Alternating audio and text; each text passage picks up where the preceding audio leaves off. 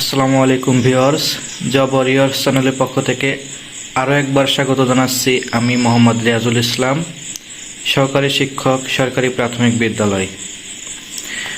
আজ আমরা বাংলা ব্যাকরণের বলা হয় সবথেকে গুরুত্বপূর্ণ টপিক নিয়ে আলোচনা করব। টপিকটা হচ্ছে সমাস। চাকরি পরীক্ষার্থী, বিশ্ববিদ্যালয়ে ভর্তি পরীক্ষার্থী, এইচএসসি পরীক্ষার্থী প্রত্যেকের জন্যই খুবই গুরুত্বপূর্ণ এই টপিক। কারণ এই টপিকটা এই সকল সেক্টরে আছে। এখান থেকে চাকরির পরীক্ষায় মোটামুটি প্রতিটা পরীক্ষায় প্রশ্ন থাকবেই, একদম কমন, এবং সেটা এক বা একাধিক মার্ক, এমন দেখা যাচ্ছে 2-3 মার্কেরও প্রশ্ন থাকে। ভর্তি পরীক্ষায় তাই, আর ইন্টারমিডিয়েট পরীক্ষায় তো একটা টপিকই পুরোপুরি সমাস নিয়ে। তো এখন আমি সমাজটা এমনভাবে আলোচনা করব, ইনশাল্লাহ এই এক আলোচনাতে আপনাদের সমাজ পুরোপুরি ক্লিয়ার হয়ে যাবে। তাহলে সমাসের কিছু বেসিক আলোচনা আছে, যে সমাস শব্দের অর্থ হলো সংক্ষেপণ, মিলন, একাধিক পদের একপদীকরণ। এরপরে সমাস আলোচনা হয় রূপতত্ত্বে বা শব্দতত্ত্বে। সমাস একটি সংস্কৃত শব্দ। এগুলো ছিল সমাসের বেসিক আলোচনা। এছাড়া সমাস নিষ্পন্ন যে পদ, সেটাকে বলা হয় সমস্ত পদ। অর্থাৎ আমরা সমাসের পরে যে পদটা পাই, যে নিচের আমরা যে লিখছি, পুরোপুরি আমি পড়ে যাই একবার। এবং সমস্ত পদকে ভাঙলে যে বাক্যগুলো পাওয়া যায়, যে বাক্য পাওয়া যায়, তার নাম ব্যাস বাক্য বা বিগ্রহ বাক্য। সেখানে আমরা একটা উদাহরণ লিখছি, সিংহাসন, সিংহ চিহ্নিত আসন। তো এই সিংহ চিহ্নিত আসন এটা হচ্ছে ব্যাস বাক্য, আর সিংহাসন এটা সমস্ত পদ। আচ্ছা, সমস্ত পদ আবার দুই ভাগে বিভক্ত, একটা পূর্বপদ এবং আর একটা পরপদ। পূর্বপদ হচ্ছে প্রথম যে অংশটা থাকে সেটাকে বলা হয় পূর্বপদ, এবং শেষ অংশটাকে বলা হয় পরপদ। অর্থাৎ সিংহাসন, সিংহ আসন, তাই সিংহটা হচ্ছে পূর্বপদ এবং আসনটা পরপদ। এটা কেন শিখাচ্ছি পরবর্তীতে বুঝতে পারবেন, কারণ এই পূর্বপদ এবং পরপদে মূলত আমাদের সমাসটা একদম কমপ্লিট হয়ে যাবে বলা যায়। তো সমাস পূর্বের যে নিয়ম ছিল, সেই পূর্বের যে পুরাতন নিয়ম অনুসারে সমাস ছিল 6 প্রকার, এবং বর্তমানে সমাস মূলত 4 প্রকার: দ্বন্দ্ব সমাস, বহুব্রীহি সমাস, তৎপুরুষ সমাস, কর্মধারয় সমাস। অব্যয়ভাবটা এখন বাদই গেছে এক প্রকার, দ্বিগু সমাসটাকে কর্মধারার ভিতর নিয়ে আসা হয়েছে। তবে আমরা সবগুলো সমাসে আলাদা আলাদা আলোচনা করার চেষ্টা করব। আচ্ছা, চেনার উপায় খেয়াল রাখবেন। দ্বন্দ্ব সমাস, দ্বন্দ্ব সমাস উভয় পদই প্রধান, অর্থাৎ পূর্বপদ এবং পরপদ উভয় পদই প্রধান।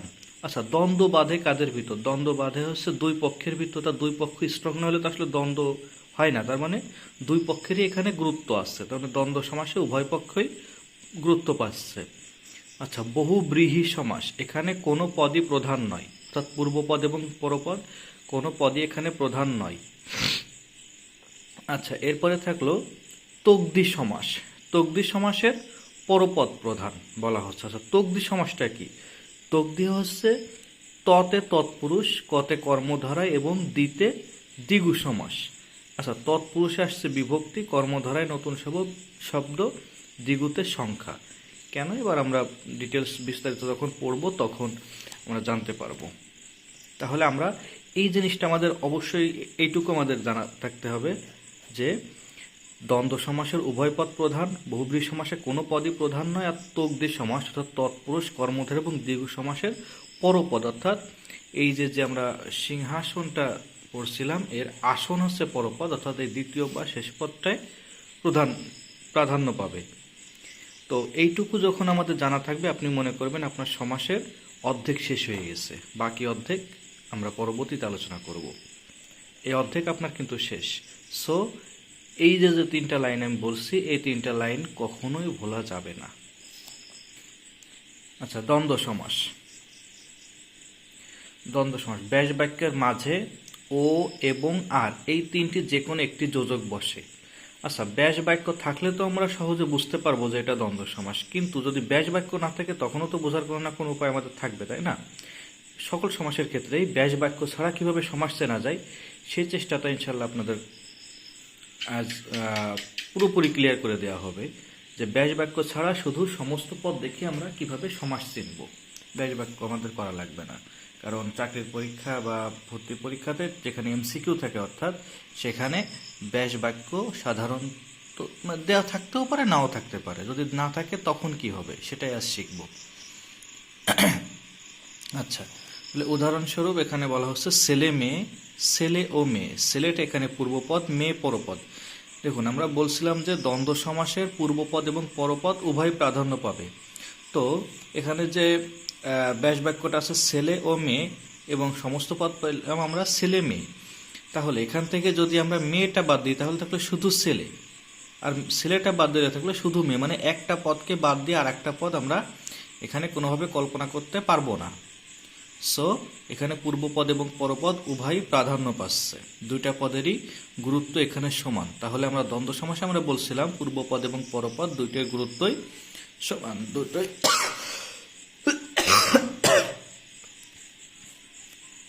পূর্বপদ এবং পরপদ দুটোই প্রাধান্য পাবে। ওকে, তাহলে দ্বন্দ্ব সমাস 8 প্রকার। আপনাদের এখানে প্রশ্নটা আসবে মূলত এইখান থেকে, যেটা কোন ধরনের দ্বন্দ্ব। আচ্ছা, সমার্থক শব্দ, আমরা সমার্থক শব্দ জানি, মানে একই অর্থ থাকবে যাদের, তারা সমার্থক শব্দ। তাহলে হাট বাজার, হাট এবং বাজারের অর্থ একই, টাকা পয়সা অর্থ একই, তাহলে এগুলো হচ্ছে সমার্থক দ্বন্দ্ব। মিলনার্থক, মিলনার্থক হচ্ছে এদের অর্থ এক না, কিন্তু এদের ভিতর মিল আছে, যেমন ভাই বোন মিল আছে, শিক্ষক ছাত্র এদের ভিতর একটা সম্পর্ক আছে, মিল আছে, মা বাবা। আচ্ছা, এখানে দেখুন প্রত্যেকটা কিন্তু পূর্বপদ এবং পরপদের প্রাধান্য আছে। আচ্ছা, বিপরীতার্থক দ্বন্দ্ব, বিপরীতার্থক মানে বিপরীত শব্দ যেগুলো, লাভ লোকসান, আয় ব্যয়।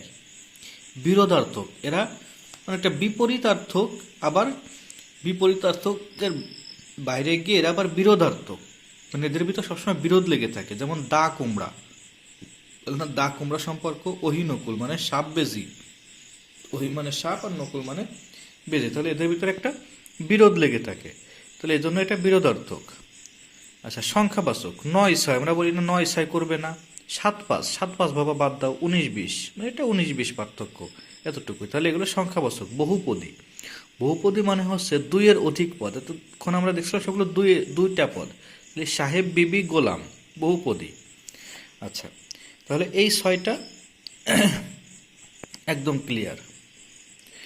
আচ্ছা, এরপরে আছে অলুক দ্বন্দ্ব। অলুক মানে হচ্ছে যার বিভক্তি লোপ পায় না, অর্থাৎ লোপ পাওয়া মানে হচ্ছে হারায় যাওয়া, হারাই যায় না, বিভক্তি থেকে যায়।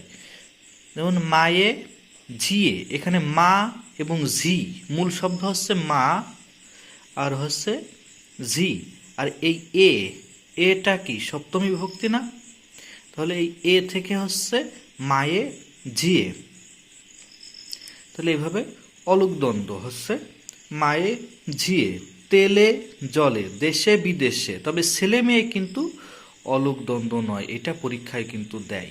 কোথায় জানি আমি লিখছি ছেলে মেয়ে মিলনার্থক। আচ্ছা, উদাহরণের ভিতরে দিচ্ছিলাম ছেলে মেয়ে, ছেলে মেয়ে হচ্ছে মিলনার্থক দ্বন্দ্ব, এটা কিন্তু অলুক দ্বন্দ্ব না, কারণ ছেলে মূল শব্দই ছেলে এবং মেয়ে মূল শব্দই মেয়ে, এক আর দেখে আবার অলুক দ্বন্দ্ব কখনো দেন না, এটা খেয়াল রাখবেন। ছেলে মেয়ে কিন্তু অনেকবার পরীক্ষায় আসছে।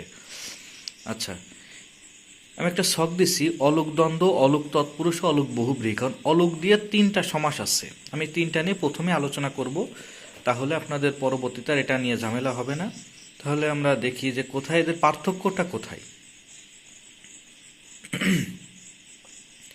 আচ্ছা, অলুক দ্বন্দ্ব, আমরা অলুক দ্বন্দ্বটা মাত্র পড়ে আসছি, যে এখানে 2টা পদেরই প্রাধান্য থাকবে এবং এদের সাথে বিভক্তি থাকবে। তাহলে দেখা যাচ্ছে মায়ে ঝিয়ে, দেশে বিদেশে, তেলে জলে, এগুলোর সাথে বিভক্তি আছে এবং 2টা পদই সমান গুরুত্ব পাচ্ছে।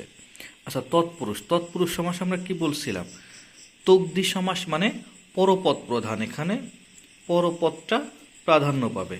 তাহলে পরপদ, মনের মানুষ, এই মনের এখানে কিন্তু ষষ্ঠী বিভক্তি আছে, তাহলে ষষ্ঠীতে রয়ের, তাহলে মনের মানুষ, এখানে আমরা যদি মনের একটা বাদ দিই তবুও কিন্তু মানুষ দিয়ে আমরা একটা কিছু কল্পনা করতে পারতেছি, কিন্তু মানুষটা যদি বাদ দিই তাহলে কিন্তু মনের দিয়ে আমরা কোনো অর্থ পাচ্ছি না, তার মানে এখানে আমাদের পরপদ প্রাধান্য পাচ্ছে। আমরা তৎপুরুষ সমাস যখন আলোচনা করব তখন আরও বিস্তারিত আলোচনা করব।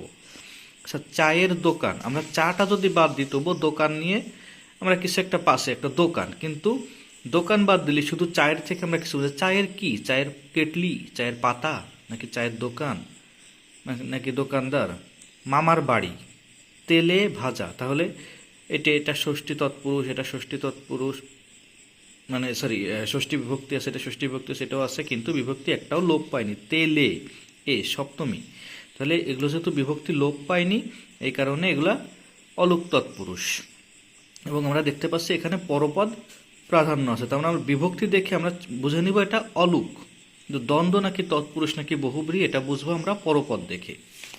ওকে, এবার আসি আমরা অলুক বহুব্রীহি থেকে।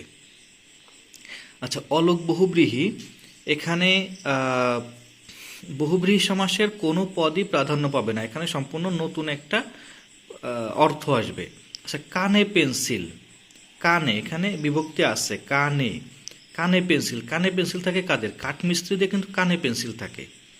এই জন্য কাঠমিস্ত্রি, কানে পেন্সিল বলতে বোঝায় কাঠমিস্ত্রি। গলায় গামছা, গলায় গামছা থাকে কৃষকদের। না, এটা গামছা বাহিনী না, বা যে গামছা প্রতীক যেন কার, বঙ্গবীর কাদের সিদ্দিকী, সেই গামছা না। এটা হচ্ছে কৃষকের গলায় গামছা থাকে। পায়ে বেড়ি থাকে পাগলের, মাথায় পাগড়ি থাকে বরের। তাহলে এগুলাতে আমাদের বিভক্তি আছে এবং সম্পূর্ণ ভিন্ন একটা অর্থ আমাদের এখানে দিচ্ছে। পায়ে বেড়ি, না পা বোঝাচ্ছে না বেড়ি বোঝাচ্ছে, আমাদের এখানে বোঝাচ্ছে পাগল। গলায় গামছা, গলাও না গামছাও না, আমাদের অর্থ হচ্ছে কৃষক। কানে পেন্সিল, কানও না পেন্সিলও নাই, কোনো অর্থ হচ্ছে কাঠমিস্ত্রি। তাহলে বহুব্রীহিতে সম্পূর্ণ নতুন একটা অর্থ আসবে। আমরা যখন বহুব্রীহি সমাস এরপর আলোচনা করব তখন আমরা আরও বিস্তারিত জানতে পারবো। তাহলে আমাদের অলুক দ্বন্দ্ব, অলুক তৎপুরুষ এবং অলুক বহুব্রীহি সমাসের এই ছিল পার্থক্য, এবং এইভাবে আমরা এটা মনে রাখবো। এবং সবথেকে ইম্পর্টেন্ট এখানে অলুক দ্বন্দ্বটা, এখান থেকে প্রশ্ন আসে বেশি। আচ্ছা, এরপরে আছে একশেষ দ্বন্দ্ব। এখানে নতুন সমস্ত পদ গঠন করে, যেমন জয়া ও পতি, কিন্তু হচ্ছে দম্পতি। আসা ও যাওয়া, যাতায়াত, এই দম্পতিটা পরীক্ষায় আসে এবং অনেকবারই আসছে। এটা দ্বন্দ্ব সমাস, এটাই সাধারণত আসে। সাধারণত একশেষ দ্বন্দ্ব অপশনে থাকে না, দ্বন্দ্ব সমাস। এটা মাথায় রাখতে হবে এবং খুবই ইম্পর্ট্যান্ট একটা সমাস। তারপরে মনে রাখবে যে এটা একশেষ দ্বন্দ্ব, কারণ এখানে জয়া ও পতি, দম্পতি, এখানে সম্পূর্ণ নতুন সমস্ত পদ গঠন করতেছে।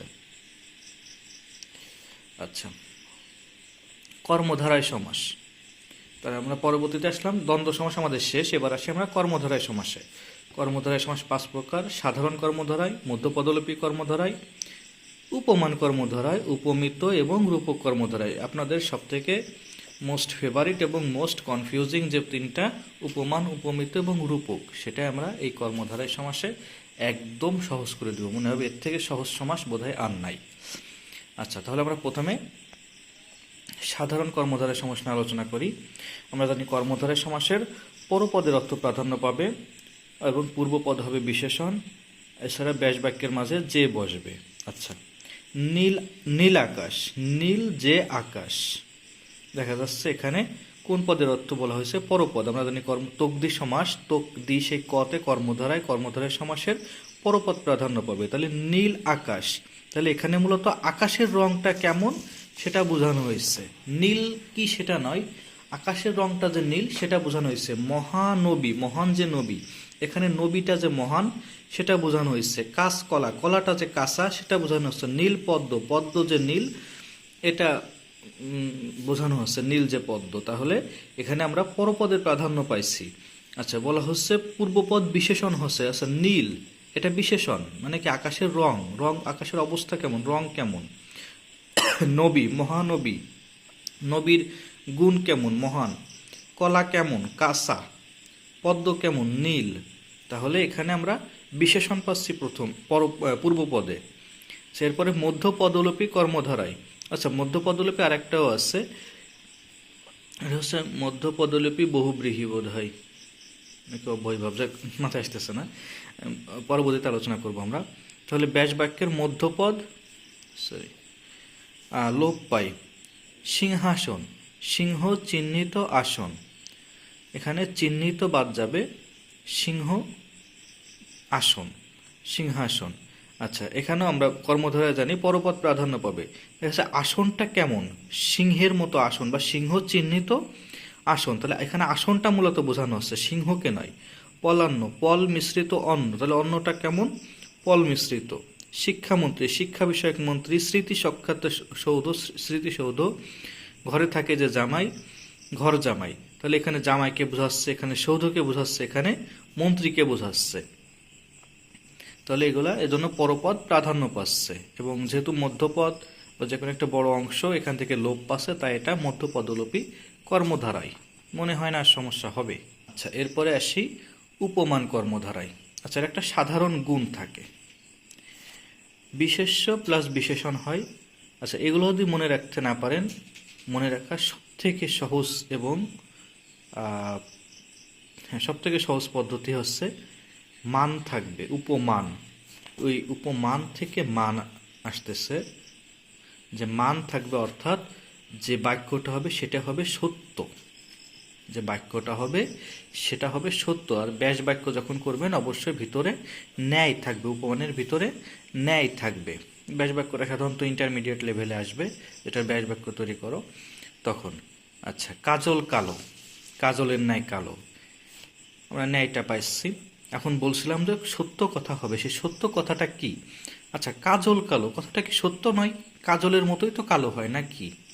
কাজল তো অবশ্যই কালো, তাহলে কাজলের মতো কালো, কাজলের ন্যায় কালো। বরফ ঠান্ডা, ঠান্ডা, বরফ তো ঠান্ডাই। রক্ত লাল, রক্ত তো লালই। তুষার শুভ্র, তুষার তো সাদা মানে শুভ্র। কুসুম কোমল, কুসুম একটি কোমল জিনিস।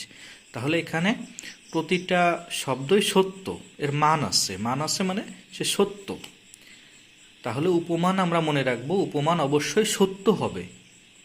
যেটাই আমরা বলি না কেন, অবশ্যই যে তুলনাটা করা হচ্ছে, মূলত যে তুলনাটা এখানে উপমান, উপমিত এবং রূপক, এই তিনটায় তুলনা করা হয়। আচ্ছা, তাহলে এই তুলনাটা যেন সত্য জিনিসের সাথে তুলনা হয়, কোনো মিথ্যা জিনিসের সাথে যেন তুলনা করা না হয়। আচ্ছা, মিথ্যা জিনিসটা কি সেটা আমরা উপমিততে দেখব। মিত থেকে আমরা পাচ্ছি মিথ্যা, মিথ্যা, মিত থেকে আমরা পাচ্ছি মিথ্যা, মানে এটা কিন্তু মিত মানে মিথ্যা নয়, কিন্তু আমরা ধরে নিচ্ছি মিত থেকে আমরা পাচ্ছি মিথ্যা। তার কোনো সাধারণ গুণ থাকে না, নর্মালি হয় বিশেষ্য প্লাস বিশেষ্য, এবং এখানে ন্যায়টা থাকে বাক্যের শেষে।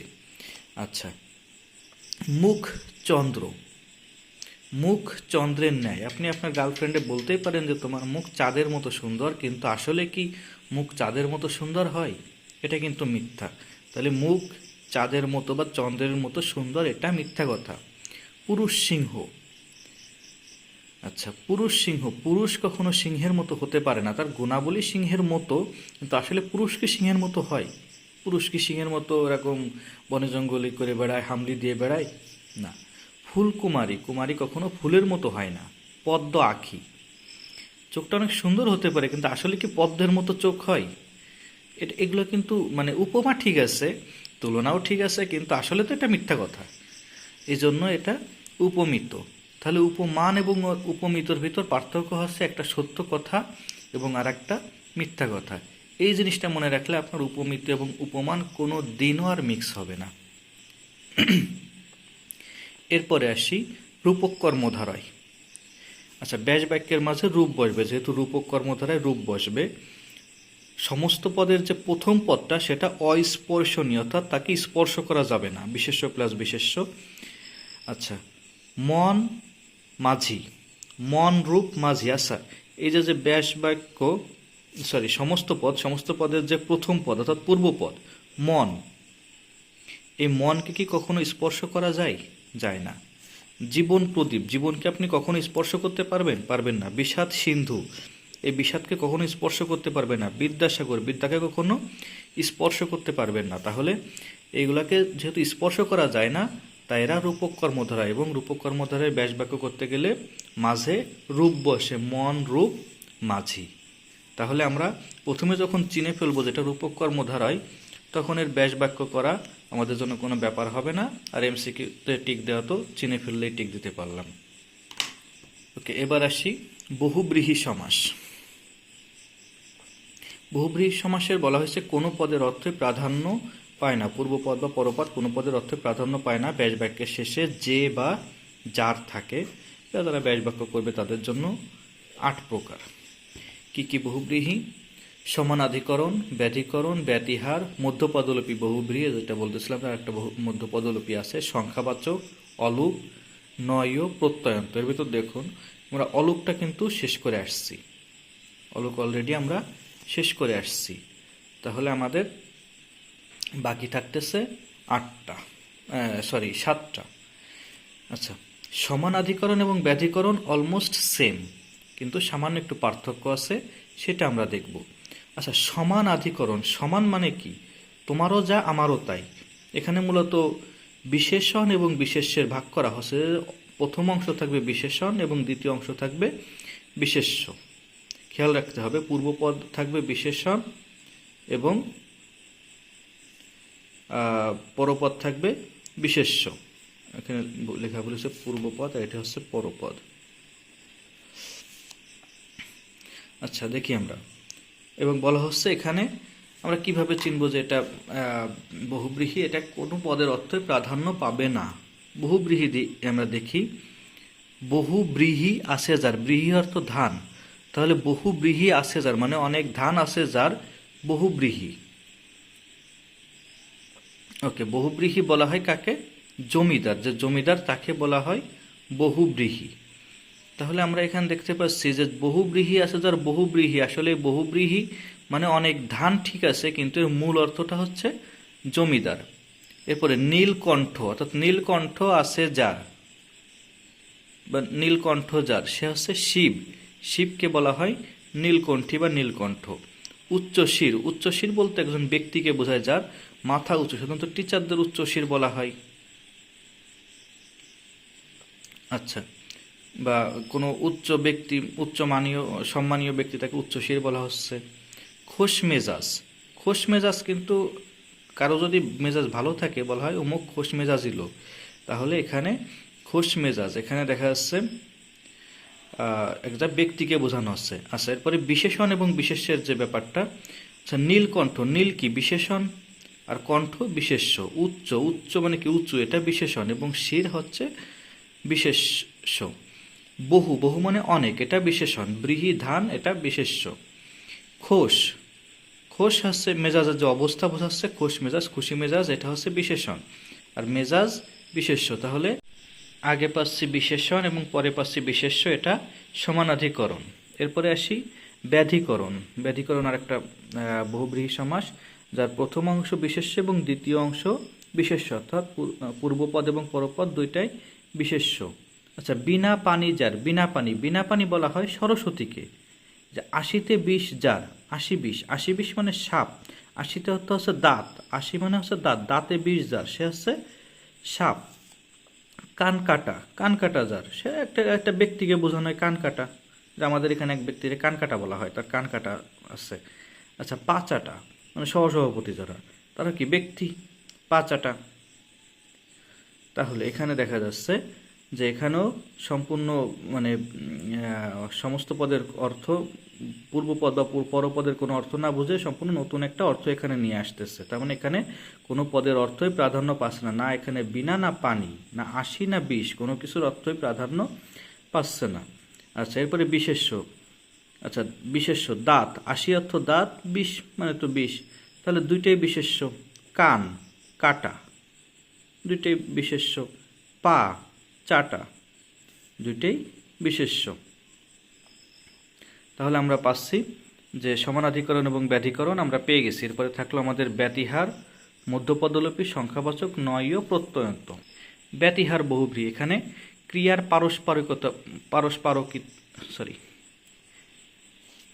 ব্যতিহার বহুব্রীহি, এখানে ক্রিয়ার পারস্পরিকতা বোঝায়।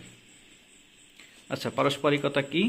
হচ্ছে হাতাহাতি, মারামারি, চুলাচুলি, কানাকানি, এগুলো হচ্ছে ব্যতিহার বহুব্রীহি। মানে এখানে একটার সাথে আর একটা কেমন মিল আছে, কিন্তু এখানে একটা লড়াই লড়াই ভাব আছে আর কি। হাতে হাতে যে লড়াই, হাতাহাতি, মারামারি, চুলাচুলি, কানাকানি, মানে লড়াই না আবার লড়াই, এরকম। এগুলো উদাহরণ একটু দেখবেন, উদাহরণ দেখলে ব্যতিহারটা সহজে মনে থাকবে। আচ্ছা, মধ্যপদলোপী বহুব্রীহি, এগুলো সাধারণত অনুষ্ঠান বিষয়ক হয়, যেমন, আর অনুষ্ঠান বিষয়ক না হলে ব্যাস বাক্যে ন্যায় বা মতো বসে। আচ্ছা, গায়ে হলুদ, গায়ে হলুদ দেওয়া হয় যে অনুষ্ঠানে। মুখে ভাত, হাতে খড়ি, বউ ভাত, বউ ভাত পরিবেশন করে যে অনুষ্ঠানে, সেটা হচ্ছে বউ ভাত। বউ ভাতে কিন্তু বউরে ভাত খাওয়ায় না। আচ্ছা, তাহলে এগুলো অনুষ্ঠান বিষয়ক যখন হচ্ছে তখন হয়ে যাচ্ছে মধ্যপদলিপি। খেয়াল রাখতে হবে, অনুষ্ঠান বিষয়ক যখন হচ্ছে তখন হয়ে যাচ্ছে মধ্যপদলোপী। আর যদি অনুষ্ঠান বিষয়ক না হয় তখন দেখা যাচ্ছে বিড়াল চোখী, বিড়ালের ন্যায় চোখ যে নারীর। তাহলে এমন না যে শুধু মধ্যের পদটা লোপ পাচ্ছে, শেষের পদটাও কিন্তু লোপ পেতে পারে। তো মধ্যপদলোপী মানে শুধুমাত্র মাঝের পদ লোপ পাওয়া নয়। আচ্ছা, এরপরে আসি ন ইয় বহুব্রীহি। আচ্ছা, সমস্ত পদের প্রথম পদ না বোধক শব্দ হয় এবং সমস্ত পদের প্রথম পদ অ, অন, অনা, নি, বে, বি এই টাইপের যে উপসর্গগুলো এগুলো থাকে। আচ্ছা, ন ইয় তৎপুরুষ একটা আছে এবং ন ইয় বহুব্রীহি একটা আছে। আমরা দুইটাকে একসাথে আলোচনা করব, তাহলে আমাদের বুঝতে সুবিধা হবে, কারণ এখানে সবাই মূলত ন ইয় বোঝে, কিন্তু কোনটা তৎপুরুষ আর কোনটা বহুব্রীহি এটা বোঝে না। আচ্ছা, আমরা প্রথমে ন ইয় তৎপুরুষটা দেখি। তৎপুরুষে আমরা জানি পরপদ প্রধান থাকবে। ন ইয় তৎপুরুষ বে হিসাব। আচ্ছা, বে হিসাব কিন্তু এখানে হিসাবের সাথে ব্যাপার যে হিসাব করে খরচ হচ্ছে না, সেটা বেহিসাব। অবিচার মানে বিচারটা হচ্ছে না, এখানে ভুল বিচার হচ্ছে, তাই এখানে বিচারের মূলত হচ্ছে প্রাধান্য পাচ্ছে পরপদ। অন্যায়, ন্যায়ের যে বিপরীত শব্দ সেটা অন্যায়। অনেক, অনাদর, অব্যয়। তাহলে এখানে পরপদ প্রধান পাচ্ছে এবং এখানে মূলত একটা কি বলে কাজ মানে বিশেষণ টাইপের বোঝাচ্ছে আর কি। আর বহুব্রীহি সমাসে আমরা এর আগেও দেখছি, বহুব্রীহি সমাসে সম্পূর্ণ নতুন একটা অর্থ চলে আসে এবং এখানে সাধারণত ব্যক্তিটা বেশি আসে। তাহলে বেহিসাবি, বেহিসাবি কি একজন ব্যক্তি, এখানে কিন্তু হিসাবের সাথে সম্পর্ক নয়, কিন্তু বেহিসাবি একজন ব্যক্তি, একজন ব্যক্তিকে বোঝাচ্ছে যে সে বেহিসাবি। বেহুশ মানে একজনের হুঁশ নাই, একটা ব্যক্তির অবস্থা বোঝাচ্ছে তার হুঁশ নাই। বেকার, এখানেও একটা ব্যক্তিকে বোঝাচ্ছে। অবুঝ, এখানে একটা ব্যক্তিকে বোঝাচ্ছে। অজ্ঞান, যার জ্ঞান নেই, এটা ব্যক্তি। আচ্ছা, এখানে অজ্ঞান বলতে আসছে, জ্ঞান নেই বলতে হচ্ছে মানে জ্ঞানী নয় যে, তাহলে এখানে বোঝাচ্ছে ব্যক্তি। যখন ব্যক্তি বোঝাবে তখন সেটা বহুব্রীহি। ব্রীহিতে ব আছে, ব্যক্তিতে ব আছে।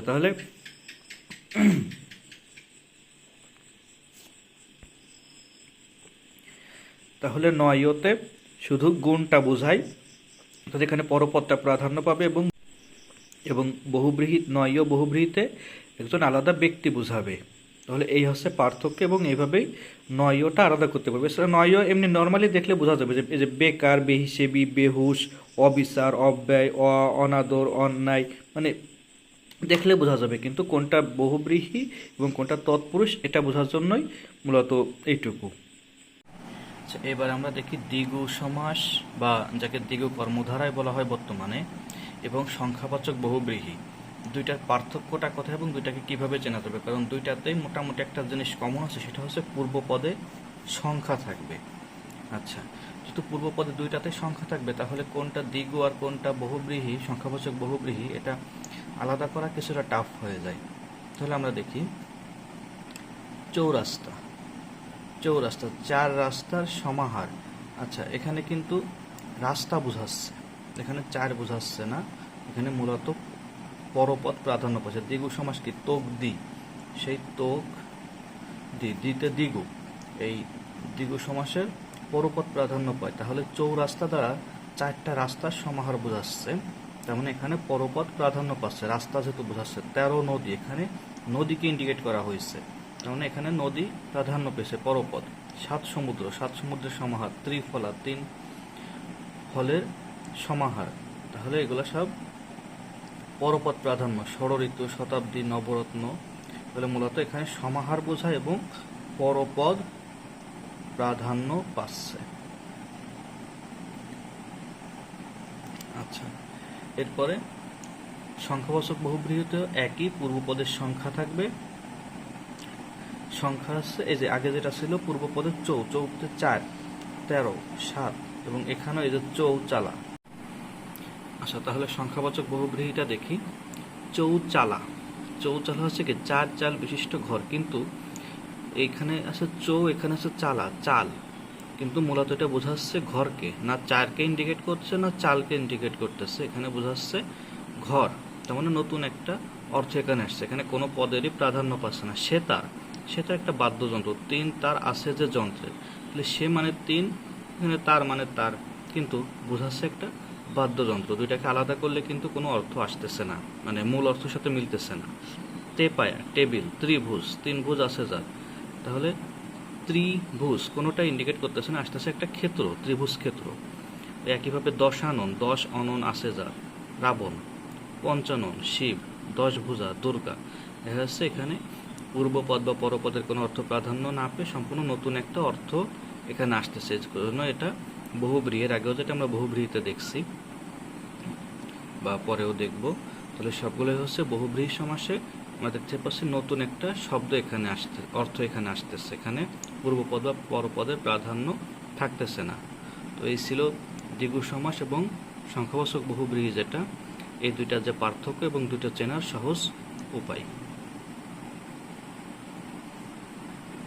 তো আপনারা যদি আমার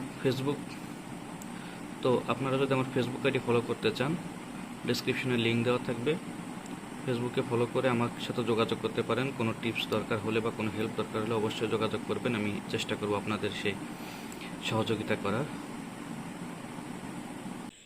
ওকে, এরপর আমরা আসি তৎপুরুষ সমাসে।